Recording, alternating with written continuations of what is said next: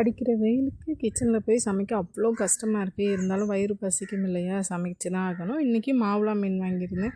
ஒரு 1/2 கேஜி போல் தான் வாங்கியிருந்தேன். எப்பவும் போல் மீன் குழம்பும் மீன் ஃப்ரையும் வைக்காமல் மீன் ஃப்ரை மட்டும் வச்சு சாம்பாரோட சூப்பராக சாப்பிடுவோம் அப்படின்னு சொல்லிட்டு மீன் நல்லா குளிப்பாட்டிட்டு மீனுக்கு தேவையான அளவுக்கு உப்பு சேர்த்துக்கோங்க. என்னோடய ஸ்டைலில் வாங்க எப்படி மீன் பொரியல் செய்யலான்னு சொல்லிட்டு பார்க்கலாம்.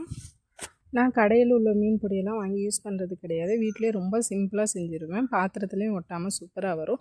சின்ன சின்ன டிப்ஸ் அண்ட் ட்ரிக்ஸை ஃபாலோ பண்ணும்போது சூப்பராகவே கிடைக்கும். நான் வந்து 1/2 லெமன் சேர்த்துருக்கேன்.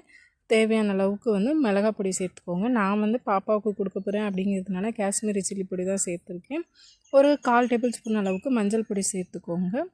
பைண்டிங்காக வந்து கண்டிப்பாக வந்து ஆயில் சேர்த்துக்கோங்க. ஆயில் சேர்க்கும் போது நம்ம எண்ணெயில் சேர்க்கும் போது பிரியாமல் வரும். ஸோ ஆயில் பைண்டிங்காக சேர்த்துட்டு 1/2 டேபிள் ஸ்பூன் வந்து ஜிஞ்சர் கார்லிக் பேஸ்ட் சேர்த்துட்டு எல்லாம் சேர்த்து நல்லா மிக்ஸ் பண்ணிக்கோங்க. சூப்பராக மிக்ஸ் பண்ணி ஒரு 1/2 hour போல் தனியாக எடுத்து வச்சுக்கோங்க. கடையில் வாங்குகிற மசாலாக்கள் யூஸ் பண்ணுறத விட நம்ம வீட்லேயே மசாலாக்கள் யூஸ் பண்ணுவோம். ரொம்ப ஹெல்த்தியாகவும் டேஸ்ட்டாகவும் ஃப்ரெஷ்ஷாகவும் இருக்கும். ட்ரை பண்ணி பாருங்கள்.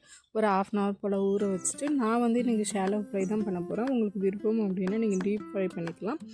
ஒரு தோசைக்கல்லை வச்சுக்கோங்க. தோசைக்கல் வச்சுட்டு நல்லா சூடானதுக்கப்புறம் ஆயில் சேர்த்துக்கோங்க. ஆயில் வந்து நல்லா சூடானதுக்கப்புறம் மீனை சேர்த்துக்கோங்க.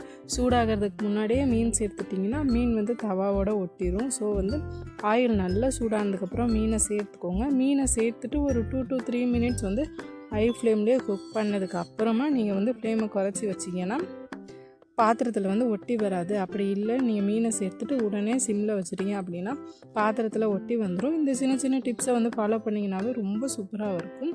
ஒரு மீடியம் ஃப்ளேமில் வச்சு 2 பக்கமும் ஒரு 10 to 15 minutes கோல்டன் ப்ரௌன் கலரில் வர வரைக்கும் வேக வச்சு எடுத்திங்கன்னா சூப்பரான ஃபிஷ் ஃப்ரை ரெடி ஆயிரும்.